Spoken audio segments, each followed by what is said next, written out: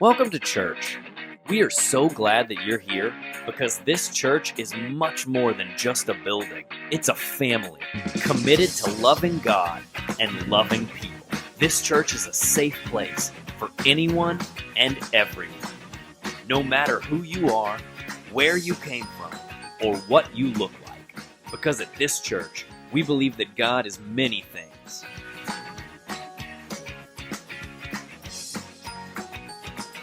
But most of all, God is love, and He has called us all to share His love with everyone. Welcome to church.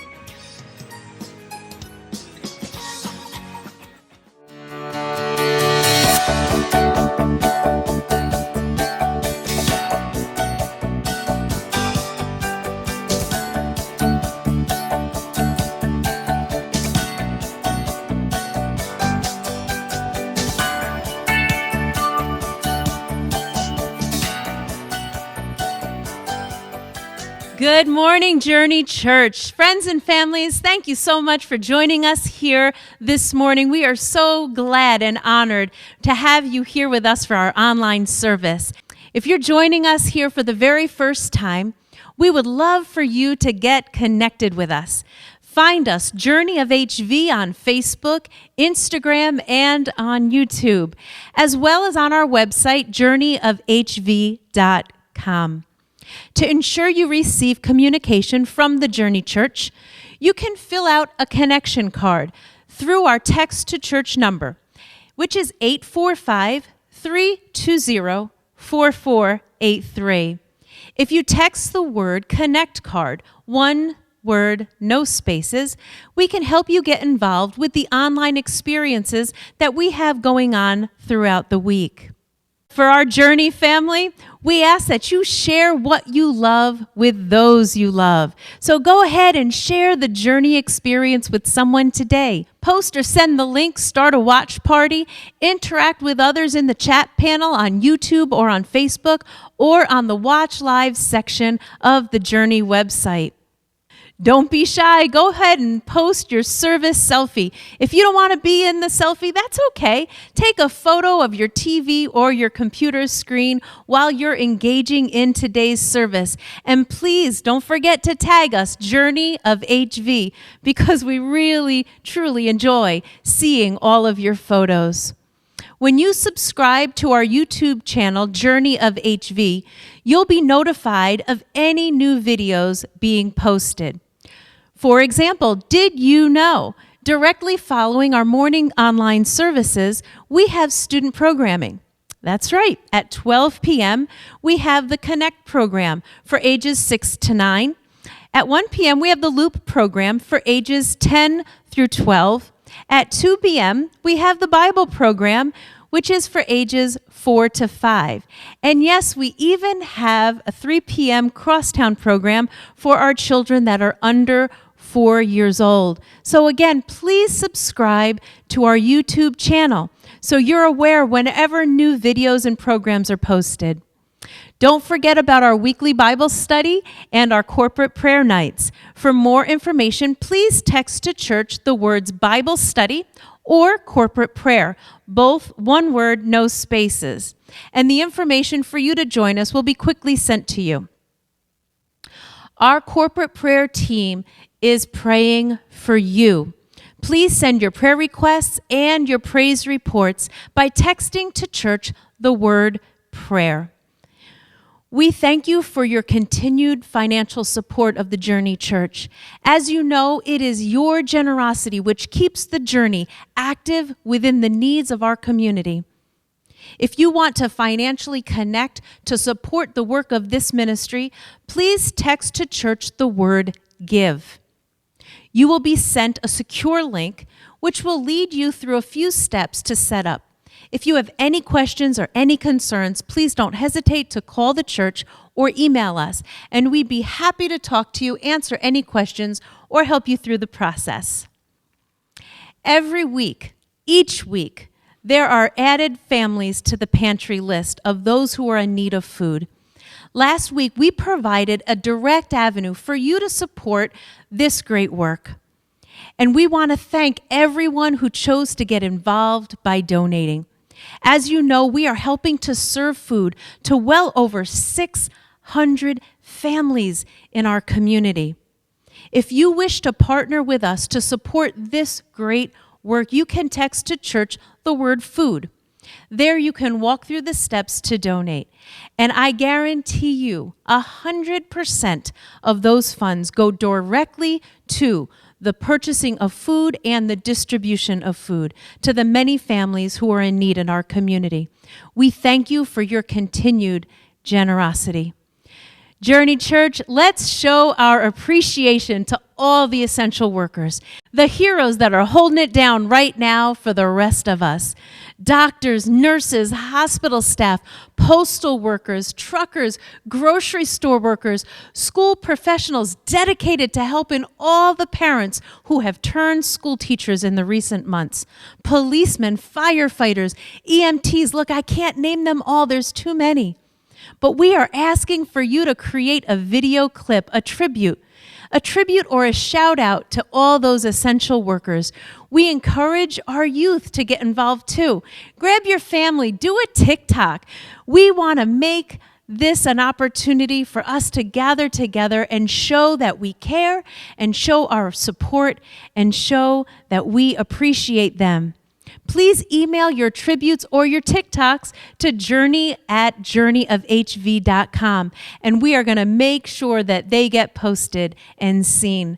Finally, I want to recognize all of our college graduates.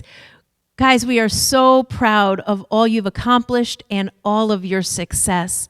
And we recognize this time doesn't look anything like what you imagined graduation might have looked like. But I assure you, we could not be more proud of you and what you've accomplished. And we celebrate you, and we know that you have greatness in your future. Class of 2020 Journey Church of Hudson Valley celebrates you and congratulates you today. As always, please continue to keep each other, our community, and our leaders lifted in prayer. And please pray for Pastor Peter and myself as we continue to pray for you. May God abundantly bless you to be a magnificent blessing to somebody else. May He keep you until we get to see you again.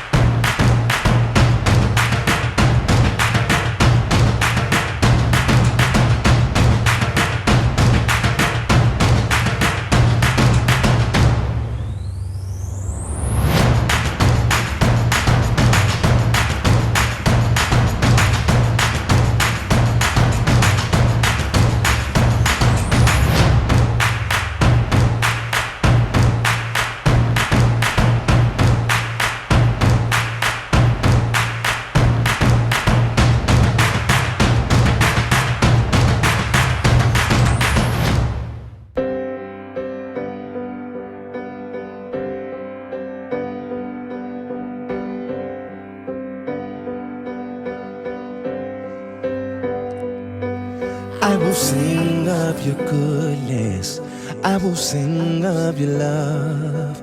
Though the seasons come quickly, you have always been enough. Though the night make it dark, though the waiting seems long, you have always been faithful to remind me of your love. You are good. In the morning I'll sing, you are good. In the evening I'll sing, you are good. You are good to me. Yeah. You have always been patient. You have always been kind. You're consistent through the ages.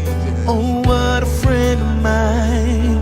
So I'll remind my soul to bless you, standing firm upon your truth, knowing you cannot be shaken. I'm seeing what you can do. You are good. In the morning I'll sing, you are good. In the evening I'll sing, you are good.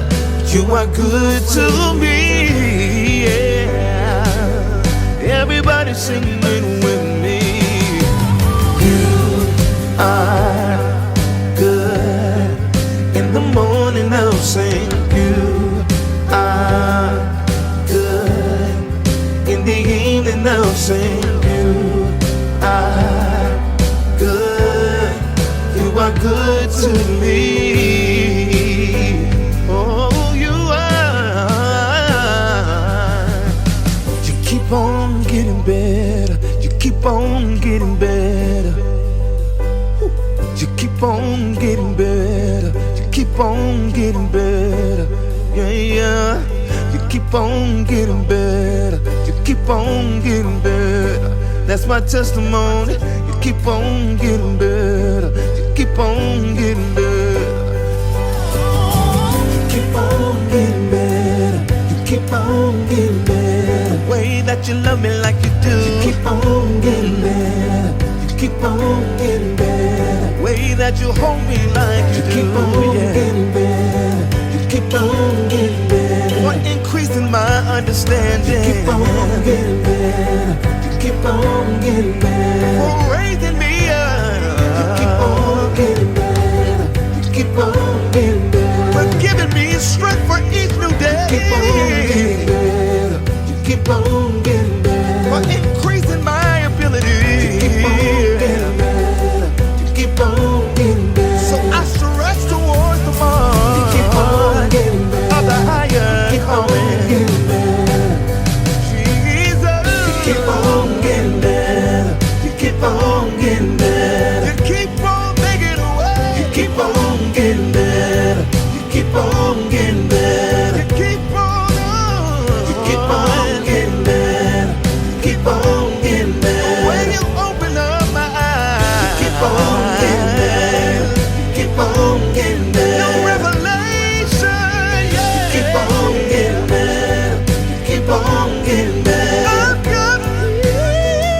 keep on getting better. Keep on getting better. Unspeakable joy. Keep on getting better. Keep on getting better. This world can take it away. Good. In the morning I'll sing you are good. In the evening I'll sing you are. Just when you think you know him, You are good to me. there's so much more to him. You are good to me.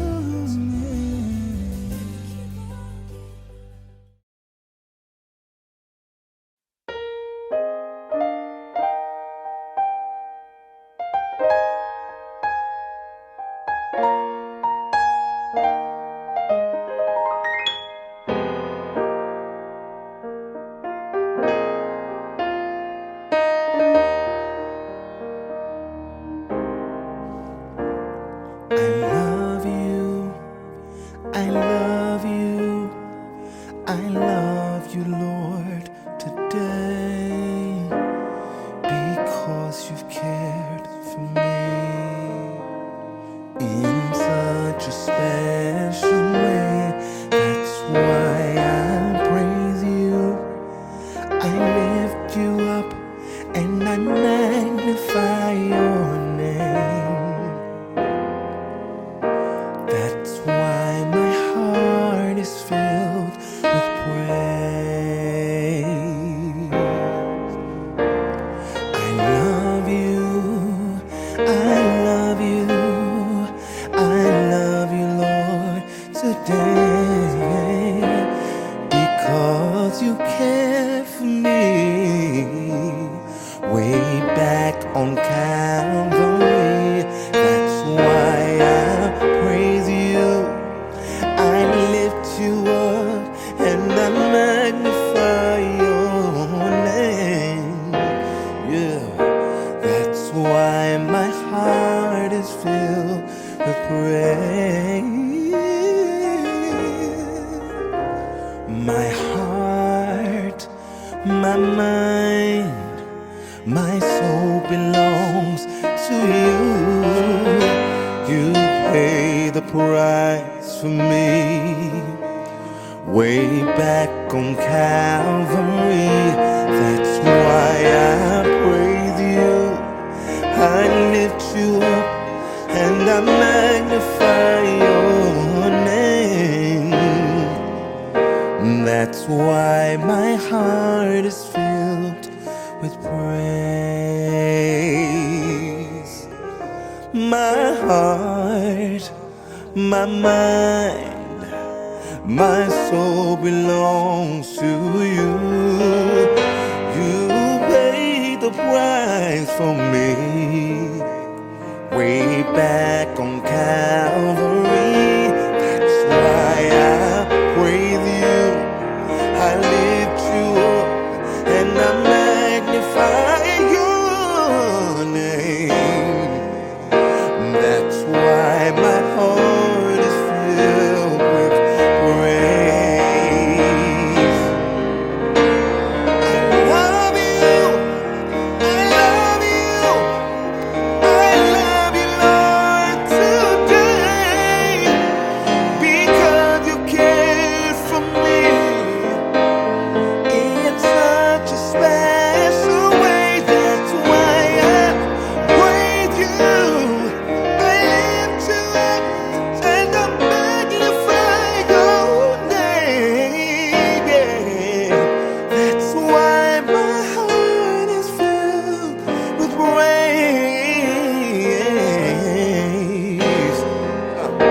That's why my heart is filled with praise.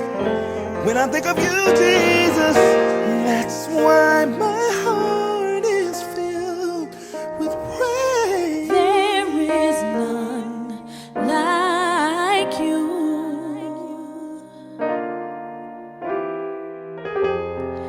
No one else can touch my heart like you do. I can search through all eternity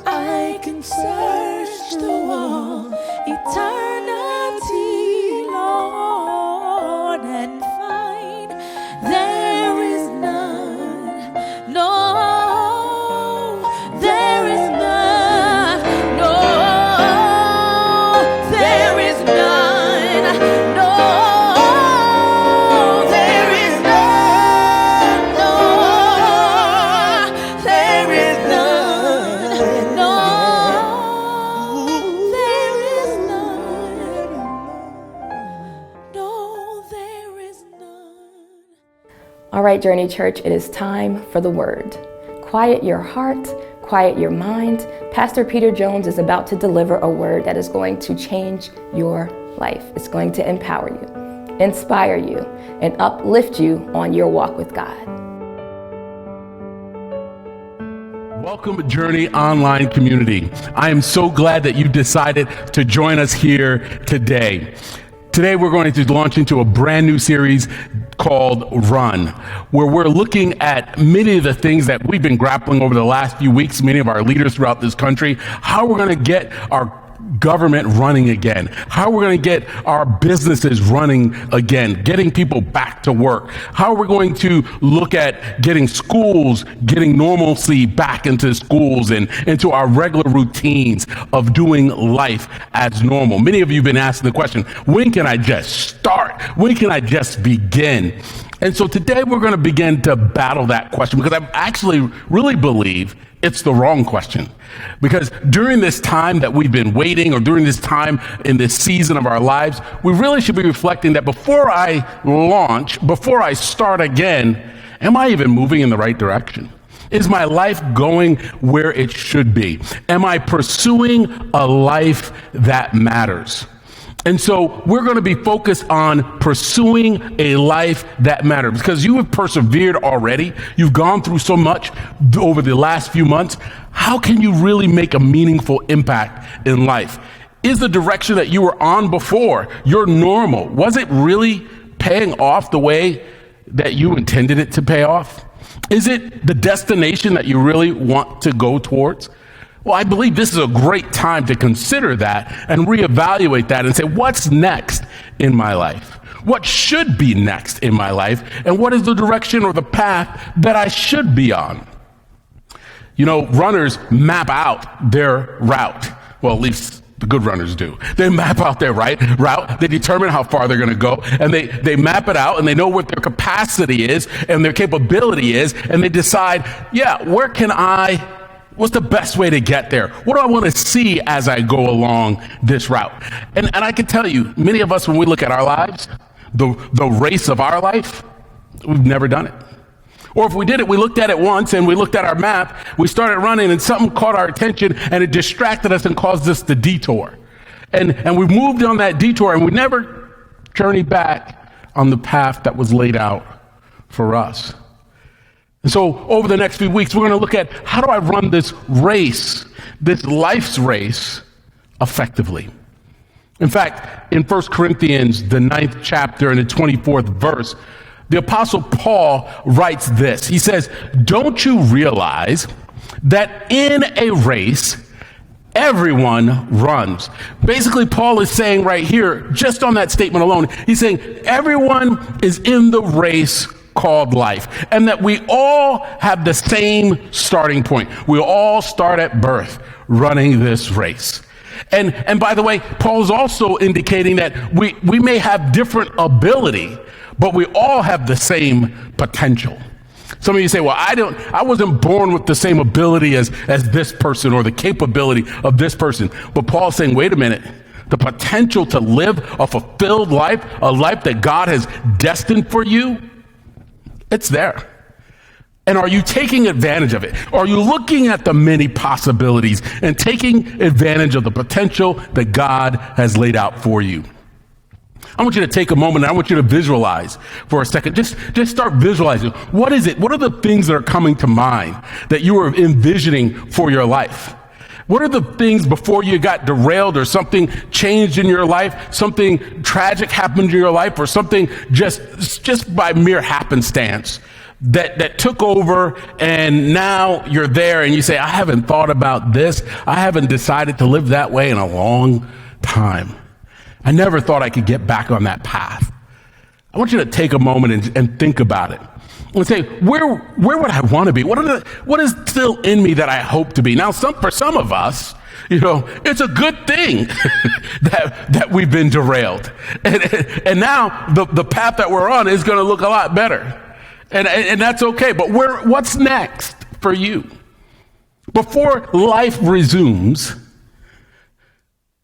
is it headed in the right direction for you and for me?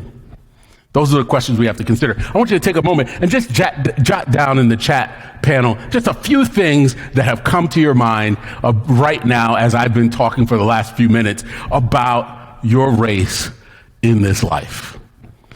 Your place in life. Is it where you want to be? What are you still hoping for? And I hope you know, if you're in your 60s, 70s, or 80s, it's still not too late. Life's not over for you. And as long as you have breath in your lungs, there is something that you can do. There's an impact that you can make.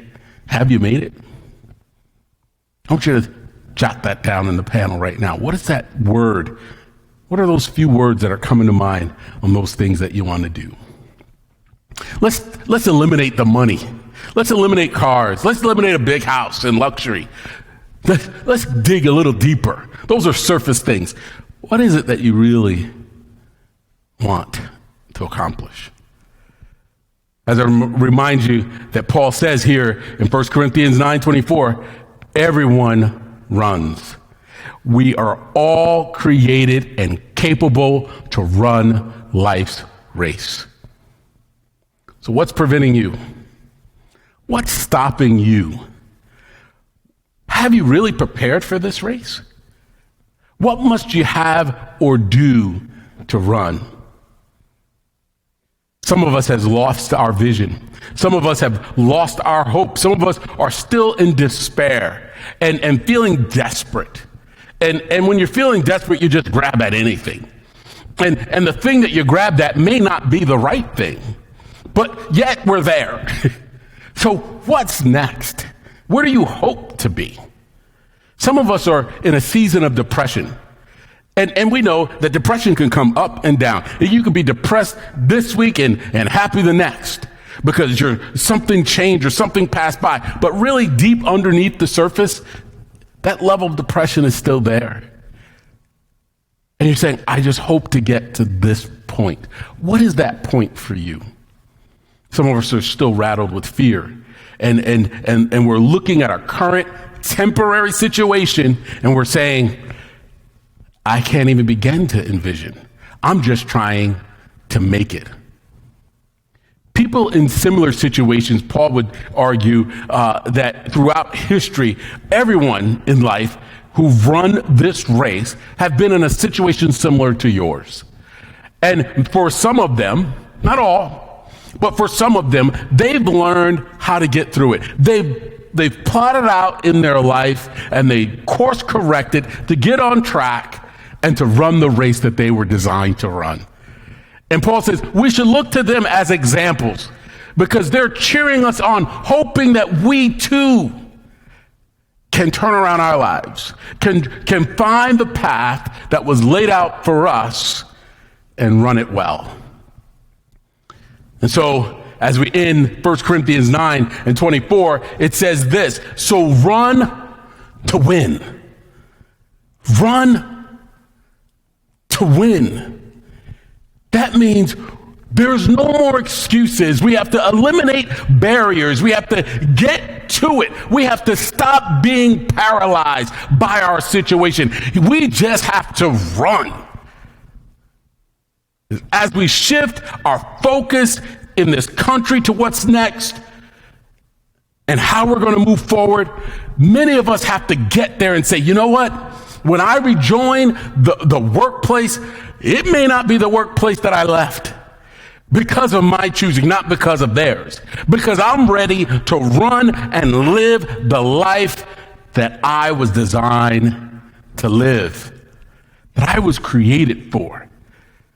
I want this today, I hope this is a little bit inspiring for you because many of us have just lost hope there. We just said, no, this is not possible. I believe it is possible. So how are we going to get there? Hebrews 12:1-3, the writer of Hebrews also says the exact same thing as Paul was reiterating to the Corinthian church. It says in Hebrews 12:1, do you see what this means? He says, all these pioneers who blazed the way, all those that have come before you, he says, it means we better get on with it, that we too must run. We too must start. If there's no no in your life, then you have to go. If there's nothing that God is saying, no, stop, then you should start moving. How can I start moving towards what God created me to be and do? Whenever I think of the word run, I think of this movie, one of my favorite movies.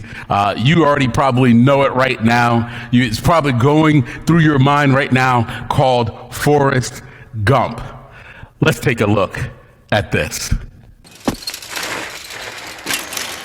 Hey, dummy! Are you retarded or just plain stupid? Look, I'm Forrest Gump. Just run away, Forrest. So after you see Forrest there running, you see Forrest running his heart out, and you hear Jenny yelling at him, "Run, Forrest, run!" Forrest takes off, and he's struggling, he's constrained, his legs are debilitated, and he says, "I have to just move." He realized that trouble is facing him. It is apparent, it's right there. People are chasing after him. They wish to do him harm. And he starts running. And he says, "I can't run fast. I'm not running as fast as I would like to." But he starts somewhere. He just starts running. And as he runs, he starts to loose the things that have got him shackled. He starts to let go of the things that have him bound. In fact, the Hebrew writer also iterates this in Hebrews 12:2. It says this: strip down, start running, and never quit. Let go of all those things that keep to hold you back. What is it that's holding you back right now? What is it that's preventing you from moving forward? I want you to take a moment. For some of you, if it's the person sitting next to you, don't write it in the chat panel. But if it isn't, write it in the chat panel. What is it that's holding you back? What is it that's preventing you from moving in the direction that God has for you? You can take a mental note of it if it's somebody in your room. But what is it that's preventing you from running to win? Scripture says, strip it off. Just start doing it. Take action. Never stop. In fact, many of us are just trying. Many of us are just trying in life instead of training. Runners train.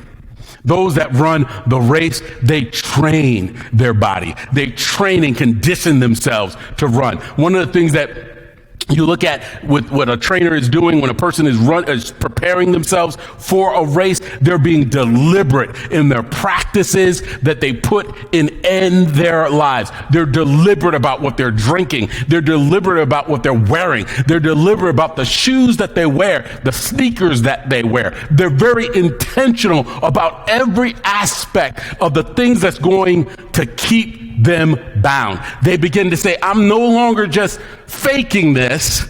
I'm going to make sure that I'm conditioned and I'm positioned to run.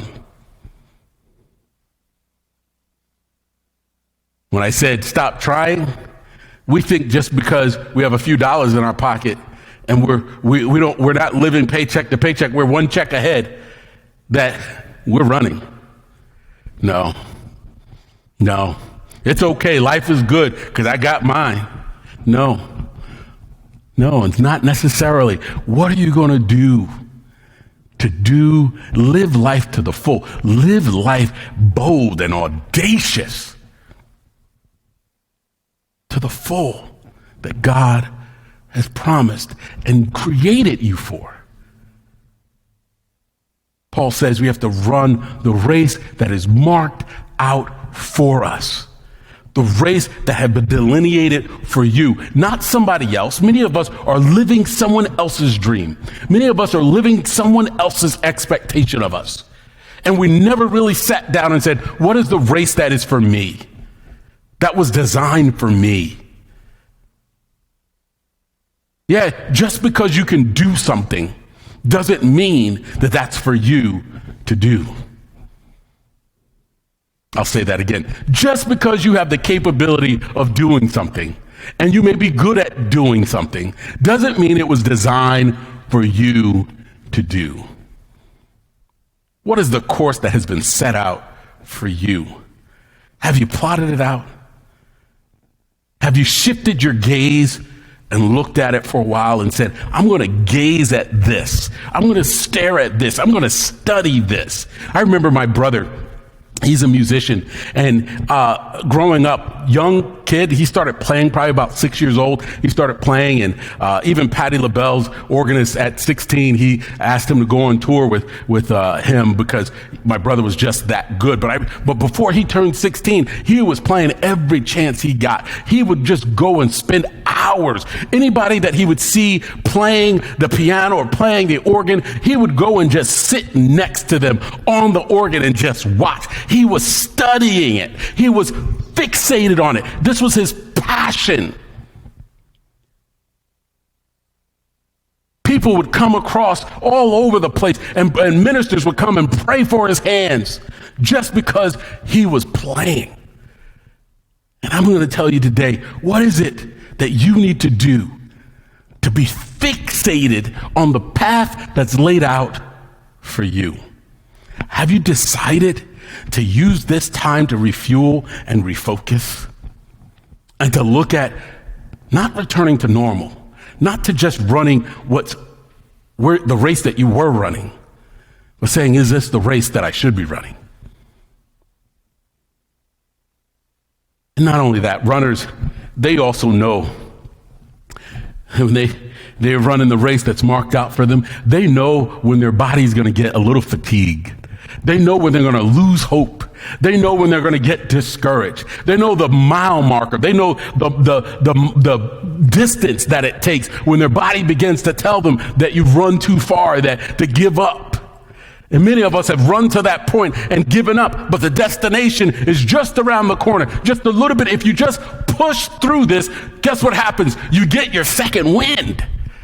You get your second wind. In fact, the Bible would tell you the wind is described as the Holy Spirit. So one of the things that we would know is that at that point, when you're at your end, the Holy Spirit kicks in. Just as with runners, natural runners, when they feel that second wind kicking in, they start to run.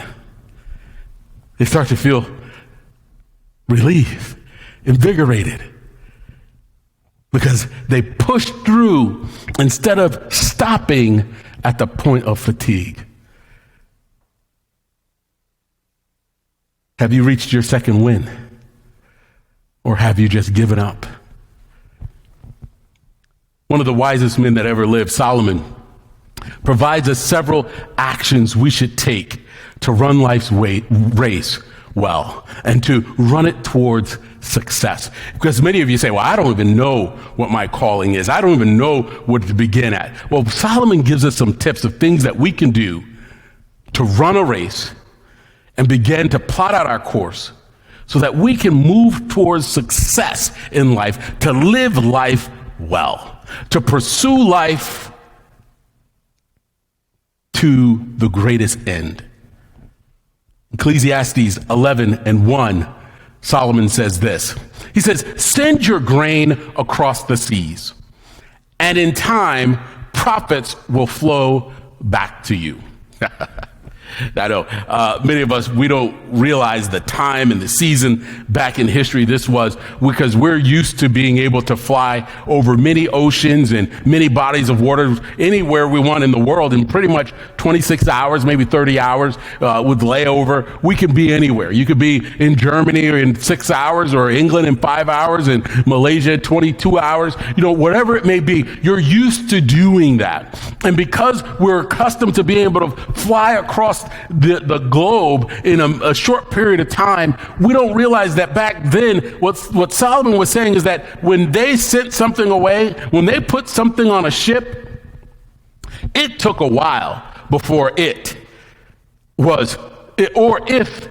before they could see the benefit of it. Let me just complete that sentence. It took a while before they could see the benefit of what they placed on that ship.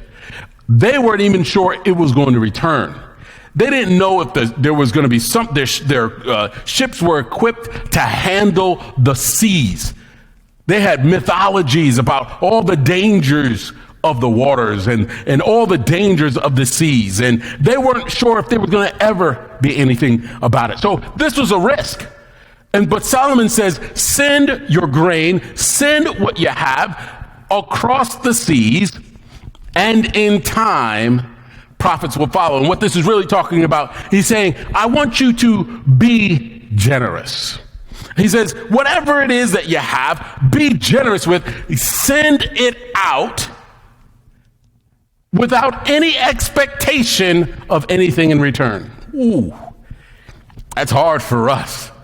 Yeah, I don't know if I'm going to have a return on this, but let me send it out. And in this time and in this season in our country, we're sitting here going, I can't even afford to send one thing out. But Solomon would say, you're richer than most people. In fact, if your car has its own house, which is called a garage, you're rich. If you have extra change, you have one of those bottles, maybe it's a water bottle or a jar that's in your house filled with change, you're rich. But we don't see ourselves as that. You have a car, you're rich. You have a closet full of clothes. Some you haven't ever taken out in over 5 years. You have shoes you haven't looked at. Some of them are probably brand new. You only wore it once. And you think, I'm struggling. Well, Solomon would say, you're rich. And so he says, why don't you be generous? Why don't you box up some things, send it out without any expectation of a reward or anything on return. He didn't say you won't get one. He said, but you can begin to live your life by doing as much as you can, as doing as much good as you can in this world. That's a great indicator to have a fulfilled life. Am I doing all that I can, all the good that I can, where I can, to have a fulfilling life? Have you considered that? That at least on my journey in this race, I need to be generous. I've grown to this position, to being a generous person. I wasn't always generous. I could tell you, I would preach and teach that we should be generous as a people, because as a pastor, the word is true whether I follow it or not. So I should teach the truth regardless of whether I'm following it or not. It's a bonus. It's a great thing when I follow it. But there was many times I'm teaching the truth and I wasn't as generous. But when I understood and I grasped this, really internalized this, because many of us think we're more generous than we are. Because we remember, if you can remember the 5 times that you were generous this year, then you're not really generous. Because you don't have a lifestyle of generosity. Because you're looking at things that are episodic that you can point to of generosity. When you're generous, you're just giving all the time. You're doing things out of generosity, doing good all the time, where you can't even remember the last time you gave. You can't even remember the last time you done something good, because it's just a lifestyle. It's just a part of who you are. And Solomon says, are you doing as much good as you can? If you live a lifestyle, you can see some of the most richest people in America, Bill Gates, Warren Buffett. They're donating their livelihood, saying, we want to give all our money away. What is it that they've amassed all of this wealth and said, I don't want to give all this wealth to my kids. I want to start donating. And they have this billionaires club of people who said, we're going to donate all of our wealth. Why are they finding that? Because they're finding that success in life, fulfillment in life, comes when you live a lifestyle of being generous. So the first thing I would ask you as you reflect on normalcy, going and running your race again, am I living a generous life? And how can I be more generous? I want to tell you a story about this week. I was, last week actually, I told my wife early in the morning, I said to her one morning, I was watching CNN and I noticed that the news, they had this person on the television describing the state of wellness for people and how people are struggling with their mental health. And they listed up on the screen a couple of the symptoms of depression and things that are that would indicate that you are possibly becoming depressed or in a state of depression. And I read the list and I went back and I prayed, and because I get up pretty early, and I told my wife when she got up, I said, actually, I think I'm getting a little depressed. I think that being stuck up in here and locked up, I realize I have no focus. I realize I don't have any drive to do anything anymore. And really, even though I'm doing some things, I'm not doing and responding the way I normally do. And I feel like I'm getting into this place. As I say, sometimes depression is a place that you get to and you don't even know you're there. It's a slow fade. And I said, I actually feel that. And my wife said to me, she goes, "We've noticed it." And I said, "What?" And she goes, "I've noticed it, and your kids have noticed it." And I said, "Yeah." I said, "You know what?" And she goes, "What do you think is driving this?" And I said, I keep looking out, I keep looking at the future, and I'm looking at my future, and I'm just really bothered and can't see a way out of this and that. I don't know how I'm going to move forward with this and that. And I just told you a couple weeks ago that we shouldn't be looking at the future, trying to control it and trying to wrestle it down. And I'm speaking to myself. I believe God was speaking to me so that I could share with you, so that you can recognize it. But it hadn't clicked for me that this, Peter, the word comes to you for you first. Evaluate your life. Where are you? And as I was thinking about this, and I was struggling with this, I realized that I was just at a low. And I acknowledged it, and I told her about it. And she says, "That's the first step." She goes, "I'm so glad you said something," because we were tiptoeing around it. We didn't know how we were going to approach it.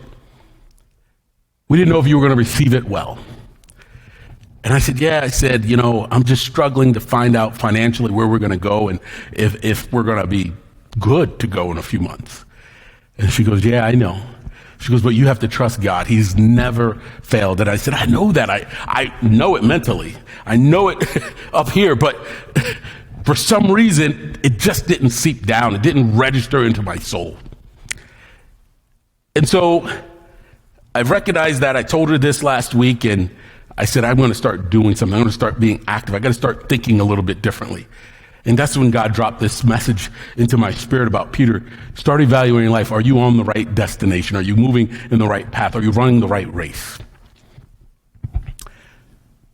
Then I get a call from someone here at this church, and they said, "Pastor, I stopped by on Sunday to see you, and I didn't get the chance to see you because I was hoping you would be at the church. But could you meet me?" And I said, "Sure." So I put on my mask, put on my gloves, and I get in my car and I meet this person, and they get out of the car, and they said, "God just dropped something in my spirit, and he just told me that he has blessed me richly and that I need to be generous towards you." No lie. I used to think these stories were made up when I would hear somebody say, "I was out of money, I was on down to my last dime, and I went to my mailbox, and there was a check in the mailbox." Well, I told you the government haven't bailed me out yet, right? And so I used to think, no way. And I said, all right. I was like, wow. Well, thank you. I didn't look at it. I just slipped it into my hand, gave flowers to my wife, and said, "You guys have been a blessing in our lives. You guys have been so generous with your time, your energy, everything. And you've been such a blessing. We just wanted to return this to you." And put something in my hand. I drove off to thank them, drove off, went home and opened up the envelope, and I was like, oh my God, I was blown away by the amount that was in that envelope. I'm not going to tell you because I know that's what you want to find out anyway, so you can just guess. It was generous. And I was like, wow. God shows up every time. You may not know when what you put on that ship is going to ever return, but God is looking out for you. He's looking out for me. I sat there and I just wept. I sat there, sitting there looking at myself saying, God, you're so good to us. And it reminded me that there is nothing for me to worry about. There was nothing for me to fret about. This person they didn't know what I was going through. They didn't know what I was feeling, but God did. And God says, I'll take care of you. I will never forsake my people. I will never see them begging for bread. That's what the word says. I will never see them begging for bread because they are my people. Cast your bread on the waters. Many days hence, that's what the scripture says, it'll return. Ecclesiastes 11:2 says this, but divide your investments among many places, for you do not know what risk might lie ahead. I was thinking about this. Many of us have heard this statement, diversify your investments in the market, and we think this is a new concept. This is a concept that was written in scripture by Solomon, one of the wisest men. He says, divide your investments among many places. And many of you are sitting here right now going, well, I don't have any money to invest. He's not really talking about money. A couple things he says here, and I want to just bring out this concept for you. He's basically saying, as many of you that can, take bold, audacious risks. Don't sit there and become so focused on one thing in life that's where you live. Many of us have heard the story or heard the saying, you only have one life to live.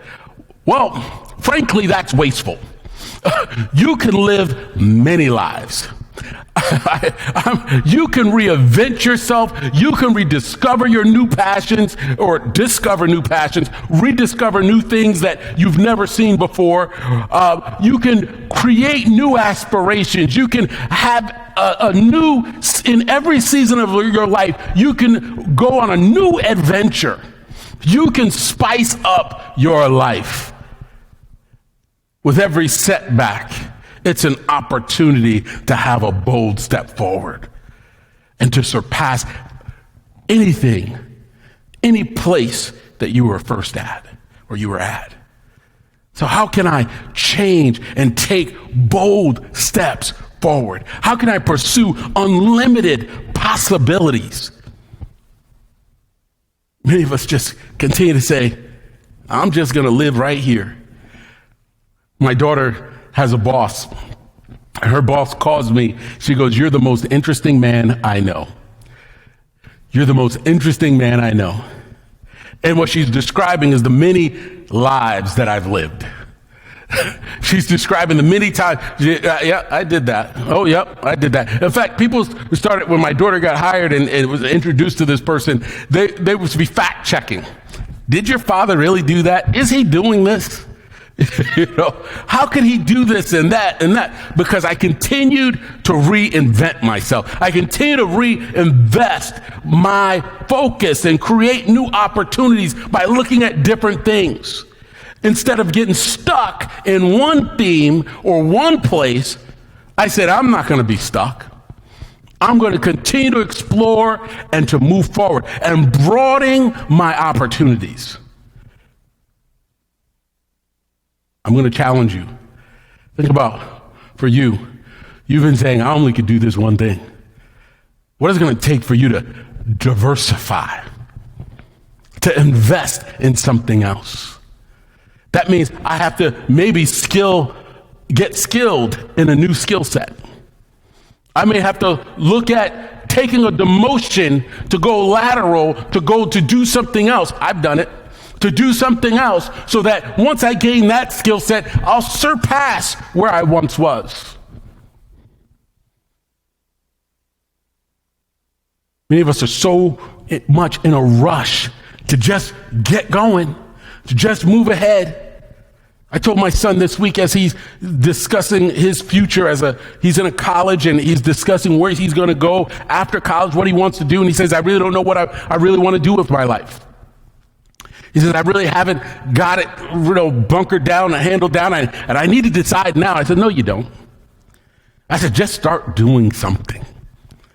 Just say, I want to gain this skill set. I want to have this experience and explore it. Get that experience. Then decide whether you like it or not. Then decide what you're going to take away from it. I may not take everything away from that experience, but this one thing I'm going to hold to because this is something that's core to who I am. And then go explore something else. Many of us are trying to live one life instead of the many lives that God has created for you. In every season of your life, decide, what am I going to do next? That's why I said, it's not just this message is not just for young people. And even when you're empty nesters or when you just retired, what am I going to do next? I can tell you right now, the life expectancy of someone who say, I'm just going to have my life of leisure, they die within few years after retirement. Versus somebody who has a plan, who's plotted out, I have so much more to live for. I have so much more that we can do.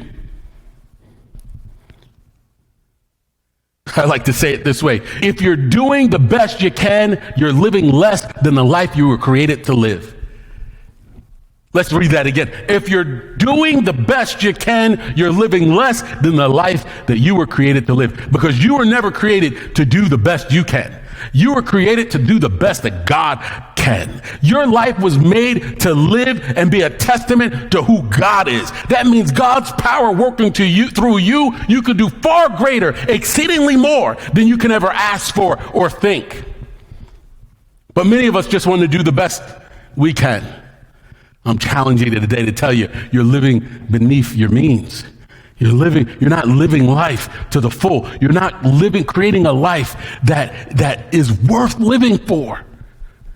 I want to light a fire today to say, what is it, that thing? What are those things that I can do? I can put my hand to the plow and move forward with. How can I do something that I know that I can only do with God working through me? That's what we want to look at. That's how you know you're living a God-sized dream. So instead of running out, waiting for life to get jump-started again, start asking yourself, have I diversified? Am I living a life that's more than I can on my own? Ecclesiastes 11:3 reads like this: when clouds are heavy, the rains come. When clouds are heavy, the rain comes down. Seems obvious, right? Solomon is telling us an obvious statement here, but what he's saying is basically there's some clouds that don't have the capacity for rain. You've seen them. When you look up in the cloud, it's a blue sky day, it's all clear, and those clouds don't have the capacity for the rain. They're empty. But he says, we were designed to produce rain. We were designed to produce. Look at Adam. Adam was given a job before the fall of man. Job and the opportunity to produce and to produce something well was given to Adam before Eve came on the scene. We were designed to be producers. He says, therefore, heavy clouds pour rain. Do you know there's more moisture in the atmosphere than there is in the ocean? The rain that God is saying is, I want you to produce results because I've given you the capacity to do it. I have expanded your opportunity, your capability to do things. So I want you to rain. I want you to produce down. Let it fall. What are you doing? See, let's read that scripture again. When clouds are heavy, the rains come down. That means I have to have something in me for something to come out of me. What do I have that's in me?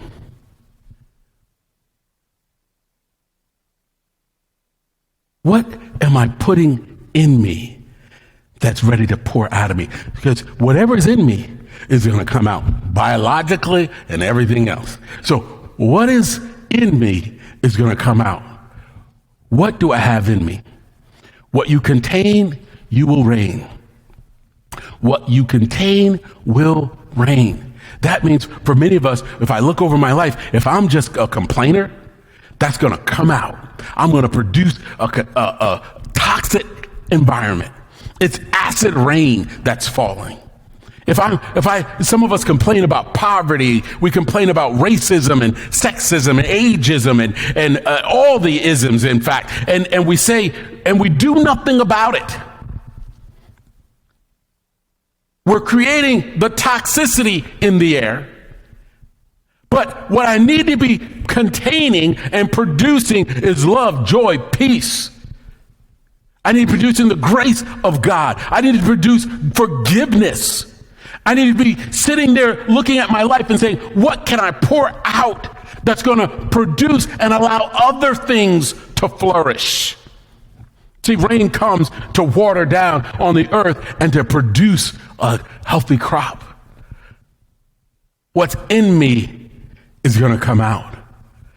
What am I putting in me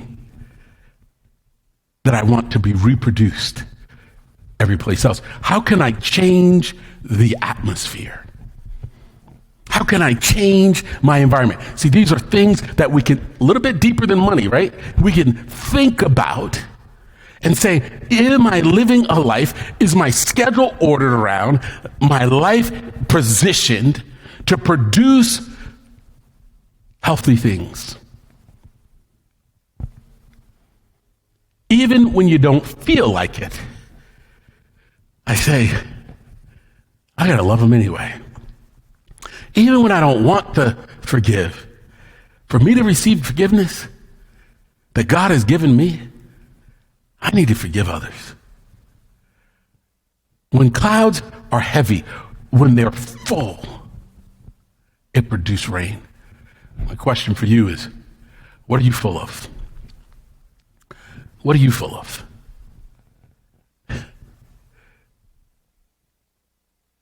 I'll let you answer that question. You can keep it to yourself if you'd like. But what are you full of? If I want my workplace to change, what do I need to produce? What do I need to put in me to make sure I produce it in the atmosphere? If I want my family to change, what do I need to put in me so that I can have my atmosphere change in my home? If I want the community to change, what do I need to put in me to let that community change, to rain down? And if we collectively started doing that, could you imagine what a force we would be collectively, changing the atmosphere, pouring out goodness and mercy everywhere we go? Instead of competing and comparing with each other, we're saying, I just want to pour down. There's an abundance of rain coming your way. I'm showering you with the blessings that God has given to me. How am I going to measure success? I can measure success by how much I've changed the atmosphere. Am I living a life to the full? Am I running my race to the full? Solomon says these are some of the things that we can do. The last verse I'll read, or actually I'm going to just two more verses. Let's just finish this 11, Ecclesiastes 11 and 3, where Solomon says, whether a tree falls north or south, it stays where it falls. Whether a tree falls north or south, it stays where it falls. That's, once again, the obvious, but there's a lot more behind this. You know, if you were a lumberjack, one of the things that you will decide is you decide on the position or the direction that tree will fall. You choose the direction that tree falls so it can protect you, so that it can protect property, it can protect your equipment, so it can protect others around you. You want to make sure that you're cutting the tree in such a way that it falls and exactly where you intended it to fall. That every cut is determining, every time you hit the tree, you're determining the direction that tree will fall. In other words, he's asking, are you intentional about your course? Are you intentional about the direction that you're taking? Each day, are you deliberately looking at your life and saying, I need to go here, and I'm busy and I got all this stuff going on in my life, but I need to at least get this done because this is going to move me one step closer to my intended destination. It's going to move me one step closer to the mile marker that I need to reach.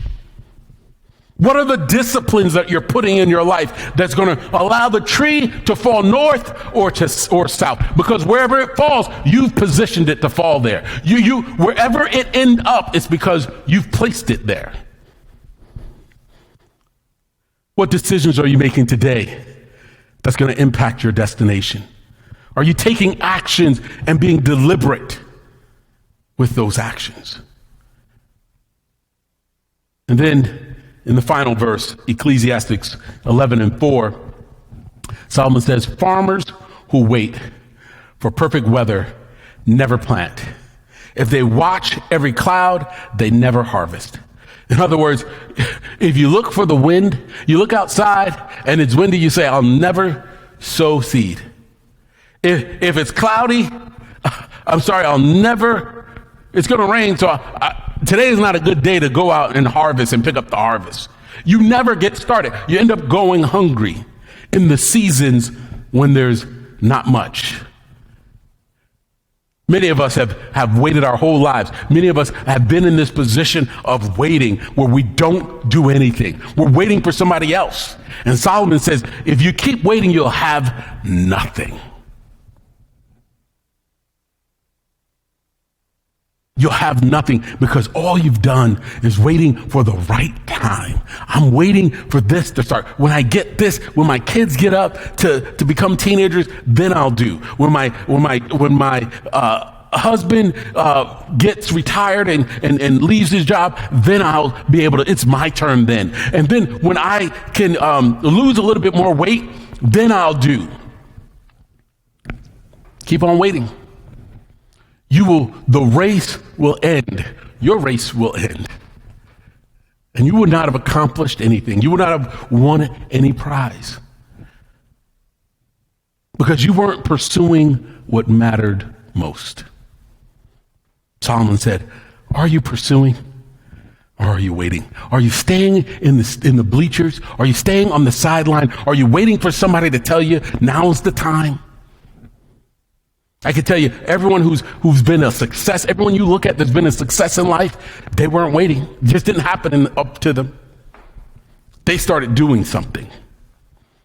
They started moving in a direction. Yeah, you could try to measure the effort that it took, but even with little effort, they were moving. What are you doing? What should you be doing? What can you be doing? We do the same thing with God. We say, when I've done all the stuff I want to do, then I'll consider God.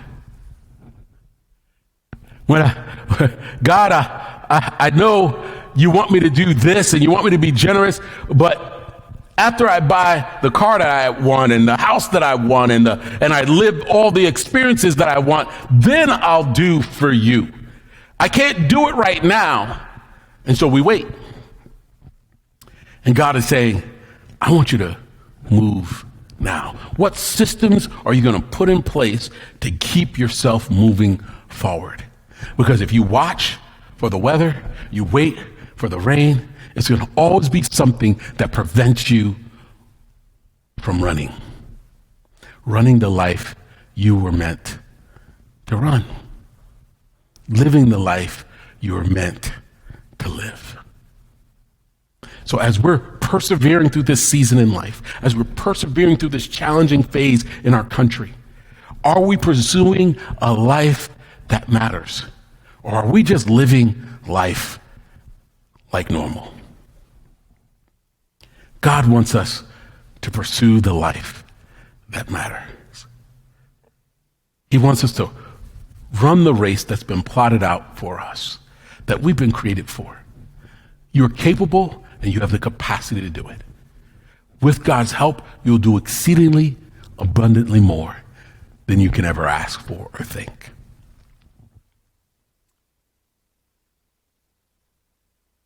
I want to pray with you today.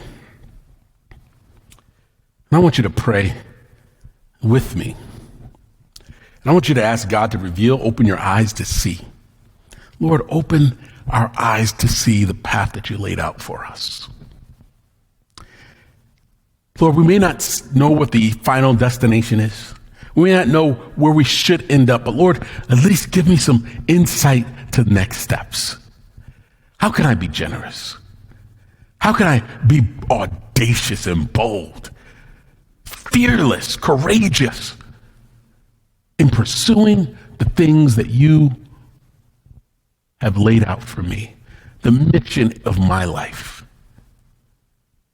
that you've laid out for me? Lord, help me today. See it and give me the courage to walk in it. Give me the courage to run. To run. Run, Peter, run. Run, Maria, run.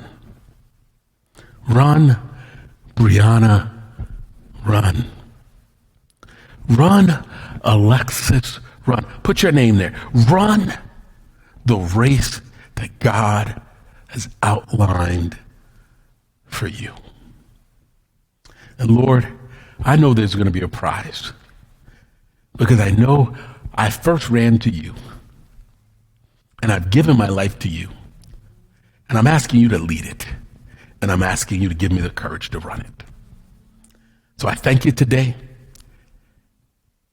and I give you all praise and glory for how my life turns out, how I reign and change the atmosphere that you've called me to wherever I am positioned. Lord, I thank you today. I give you all glory and honor. In Jesus' name, amen and amen. God bless you today and may heaven smile upon you. Wow, what a powerful word. I felt that. I felt that in my soul. I felt it right here. I want you to take the word from today and do exactly what I'm going to do. Apply it to your daily life. Take some time out this week to meditate on it, to remember it. Take one thing from the message today and just make sure that you are intentional about applying it to your life this week. And we thank you for joining us and we'll see you next time.